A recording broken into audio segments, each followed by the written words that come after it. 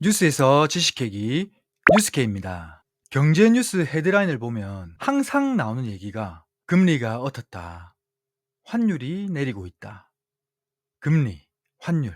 이거 맨날 듣는데 이게 도대체 뭐고? 경제에 중요한 건가?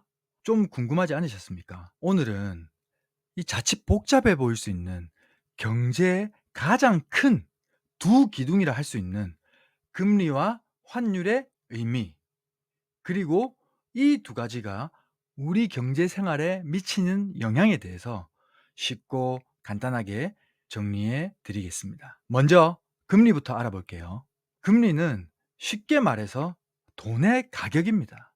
우리가 물건을 사고 팔 때 그 가격을 지불하듯이 돈을 사고, 즉 빌리고, 돈을 팔고, 즉 은행에 맡기고 할 때도 이 수수료가 발생하게 됩니다. 다시 말해 우리가 은행에 돈을 맡기면 이자라는 대가를 받고, 돈을 빌리면 대출이자라는 비용을 내야 하죠. 이때 돈을 맡기고 빌린 데 드는 수수료, 이 수수료의 기준이 되는 이자율, 이게 바로 금리입니다. 근데 이 금리 누가 정할까요? 우리 옆집 사는 은행 지점장님이 정할까요?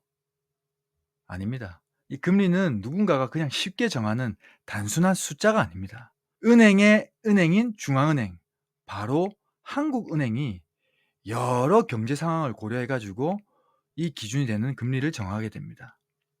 이러한 금리는 경제 생활에 있어서 우리 샤워할 때 뜨거운 물, 차가운 물을 틀 수 있는 샤워기의 수도꼭지 같은 역할을 하게 됩니다. 자, 보세요. 우리가 추운 겨울이면 몸을 녹이기 위해서 따뜻한 물로 샤워를 하죠. 경제도 이 한겨울처럼 경기가 나쁘고 이 소비가 막 추워서 위축되면 바로 금리, 즉 이자율을 낮춰 가지고 우리 개인들이나 기업들이 더 적은 비용으로 돈을 쉽게 빌릴 수 있게 만듭니다. 일반 우리 가게 입장에서는 금리가 낮아지면 그 대출이자 부담이 좀 줄어드니까 평소 이자 낼 돈으로 이제 소비를 하게 되고, 기업들도 마찬가지로 아무래도 좀 더 적은 비용으로 돈을 빌려서 투자를 늘릴 수 있기 때문에 돈이 경제에 돌면서 경기를 따뜻하게 다시 만들어 주는 거죠. 반대로 한여름에는 우리가 얼음도 막 깨먹고 차가운 물로 몸을 막 식혀 주지 않습니까? 경제도 이렇게 너무 또 뜨겁고 과열이 되면은 중앙은행에서 금리를 올려서 돈이 시중에 너무 많이 풀리지 않게 조절합니다. 금리를 올리면 돈 빌리는 비용이 비싸지니까 투자나 소비가 자연스럽게 위축되면서 경제가 좀 진정되는 효과를 기대하는 겁니다. 근데 아시나요? 우리가 샤워할 때 딱 좋은 온도로 한 번에 맞추기 힘들죠. 뜨거웠다, 차가웠다 하면서 이렇게 맞춰 나가듯이 실제 금리를 통해서 적시에 바로 효과적으로 경제를 조절하기 어려워서 금리 정책 앞에서는 한국은행에 엄청난 고민이 들어가 있습니다. 자, 그러면 환율은 뭘까요? 금리가 한 나라 안에서 돈끼리 서로 빌리고 빌려주는 돈의 가격이라고 한다면, 환율은 우리나라 돈으로 다른 나라 돈을 사고 팔 때 돈의 가격을 말합니다. 예를 들어서 1달러 환율이 1,300원이라는 말은 달러를 우리나라 돈인 원화로 1,300원에 사고 팔 수 있다는 뜻입니다. 그래서 환율은 국제 거래의 가장 기본이 되는 그 기준인 거죠. 이 환율이 어떻게 변하느냐에 따라서 우리나라의 수입과 수출의 경쟁력이나 또 국내 물가에까지 영향을 미치게 됩니다. 예를 들어서 평소에 환율이 오른다 하는 말은 들어보셨죠?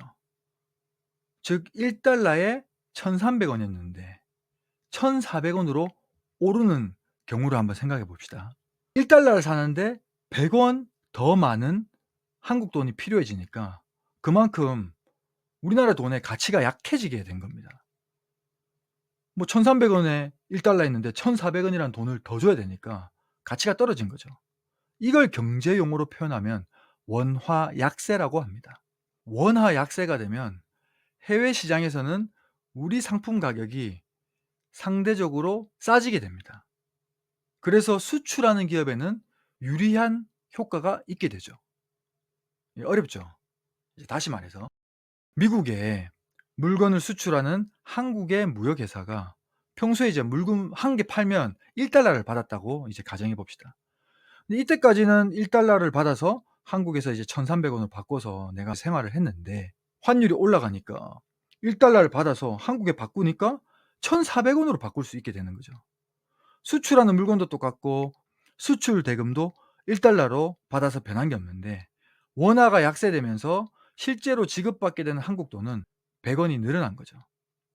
하지만 반대로 같은 1달러짜리를 수입하는 경우에는 내가 이때까지는 1,300 원을 줘서 1달러를 바꿔 가지고 외국 상품을 사 왔는데 지금부터는 1,400 원으로 1달러를 바꿔서 외국 상품을 수입하게 되면서 이 수입 물품이 더 비싸지게 되면서 수입업체 입장에서는 부담이 더 커지게 되는 거죠. 그래서 원화 약세가 되면 수출업자한테는 유리하고 수입업자한테는 불리하게 되고 또 우리가 해외여행 갈 때나 또 유학 간 자녀한테 돈을 보낼 때 뭐 환율 보고 막 가슴을 졸이게 되는 거죠. 반대로 또 원화 강세, 원화 가치가 오르면 수입 물가는 좀 안정되겠지만은 또 수출 기업은 가격 때문에 힘들어지게 되는 거죠. 이렇게 환율은 우리 경제의 대외 경쟁력과 물가를 좌우하는 핵심 지표입니다. 이제 금리와 환율의 의미를 알았다면 한 단계 더 구체적으로 들어가 보겠습니다. 우선 금리가 우리 경제 전반에 어떤 영향을 주는지 그리고 나한테도 어떤 영향이 있는지 한번 보겠습니다. 소비와 투자 분야에서는 그 샤워기 아까 수도꼭지 효과 기억나시죠? 금리가 낮으면 대출이 쉬워지고 이자 부담이 줄어서 우리 소비와 투자가 늘어납니다. 금리가 높아지면 반대로 대출도 줄고 지출도 위축이 되죠. 이 금리에 따라서 우리가 가지고 있는 예금, 주식, 부동산과 같은 자산에도 영향을 미치게 됩니다. 우리 코로나 시기에는 거의 제로 금리 정책에 따라서 우리나라뿐만 아니라 전 세계에 돈이 풀리면서 주식, 부동산 이 자산 가격들이 전반적으로 상승한 거 기억하시죠? 금리가 낮을 때는 시중에 돈이 싸게 막 풀리다 보니까 은행에 예금하는 것보다 주식이나 부동산 같은 자산에 그 돈을 싸게 빌려서 투자하는 사람이 많아져서 자산 가격이 상승하기 쉽고 반대로 금리가 높아지면 안전자산, 예를 들어서 예금, 적금 등의 인기가 높아지면서 뭐 주식이나 부동산에 있던 자금들이 안전자산으로 흘러들어가면서 이런 자산 시장들이 타격을 받게 되는 거죠. 그리고 금리의 중요한 다른 기능은 물가 조절 기능입니다. 금리 인상은 소비를 줄여서 인플레이션, 즉 물가 상승을 잡는 데 효과가 있습니다.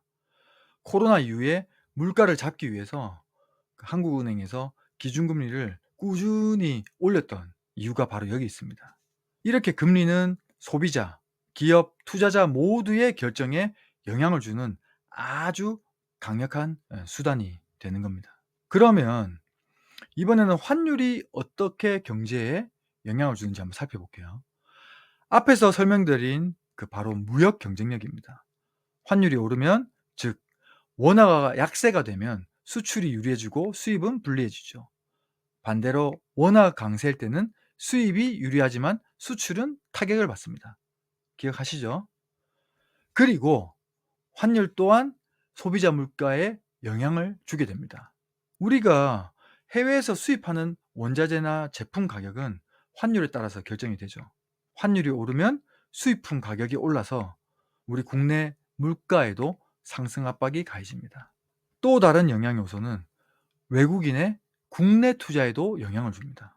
외국인 입장에서는 어쨌든 달러로 이제 투자를 하게 되는데 내가 투자하려고 하는 나라가 환율 변동이 막 심한 거예요. 환율 변동이 막 심하다 보면 이게 예측하기가 어렵기 때문에 그런 환율 차이로 인한 손해, 즉 환차손이 있을 수 있어서 투자하기가 망설여지는 나라가 될 수도 있습니다. 자, 여기까지 보면 금리는 주로 우리나라 안의 경제 활동이나 물가에 직접적인 영향을 주고 환율은 무역이라든지 해외 돈의 흐름 쪽에 더 연관이 깊은 것 같죠. 금리는 국내형, 환율은 해외형. 그런데 금리와 환율 이 둘은 서로 엄청 긴밀하게 연결되어 있다는 점을 아시나요? 자, 금리와 환율의 연결고리를 한번 알아볼게요. 예를 들어서 미국의 중앙은행, 즉 연방준비제도, 연준이라고 하죠. 연준이 달러 금리를 큰 폭으로 올리면 어떻게 될까요? 달러 금리를 올려서 이자를 더 준다고 하니까 아무래도 국제 자금이 미국 쪽으로 돈이 몰리지 않을까요? 그럼 투자자들이 원화 같은 그 다른 나라 돈을 팔아서 달러를 사려는 움직임이 강해지니까 이 수요와 공급의 원칙에 따라서 달러를 사려고 하는 사람이 많으니 달러의 가치는 오르고 자연스럽게 원화의 가치는 상대적으로 떨어지기 쉽겠죠. 이게 바로 원화 약세고요. 바로 미국의 금리 인상이 우리나라 환율에 영향을 주게 되는 겁니다. 그래서 원화 가치가 떨어지면 아까 말씀드린 것처럼 수입품의 가격이 올라서 국내 물가 상승 압력으로 작용을 하게 되고, 그러면 어떻게 돼요? 또 우리나라 중앙은행인 한국은행 입장에서는 고민이 또 깊어질 수밖에 없죠. 원화가 계속 약세가 되고 원화 가치가 하락이 되고 있는데, 하락을 막고 수입 물가를 안정시키려면 우리 원화의 또 매력들을 높여야 되잖아요. 그러면 어떤 방법이 있습니까? 한국 돈에 대해서 이자를 더 주기 위해서 금리를 또 좀 올려야 되나 한 이런 필요성이 커지는데, 또 금리를 올리면 어떻게 돼요? 시중에 풀린 돈을 또 걷어들이는 효과를 가져오게 돼서 국내 경기가 위축될 위험이 생기게 되는 거죠. 이런 딜레마 상황에 놓이게 되면서 이 한국은행의 고민이 막 커지게 되는 겁니다. 이렇게 금리와 환율은 서로 영향을 주고받는 톱니바퀴처럼 맞물려서 국내와 세계 경제에서 가장 큰 영향을 미치는 두 개의 기둥이라고 할 수 있습니다. 이제 서로의 영향을 생각하면서 경제 뉴스를 보실 때 훨씬 더 깊이 있는 해석이 가능하겠죠. 그리고 가장 중요한 이것, 단순한 숫자, 지표라는 인식을 넘어서 앞으로는 이 금리와 환율의 변화가 우리들이 돈을 쓰거나 주식이나 부동산 등에 투자할 때 어떤 영향을 미치게 될지, 이 질문을 항상 생각하시면서 뉴스에서 발표되는 경제 지표들을 주의 깊게 보시면 어떨까 합니다. 내 자산을 지키거나 불리는데 참고해야 하는 가장 중요한 지표들이니까요. 자, 오늘의 금리 환율 이야기 도움이 되셨다면 구독, 좋아요 부탁드립니다. 더 쉽고 도움이 되는 주제로 다시 찾아뵙겠습니다. 감사합니다.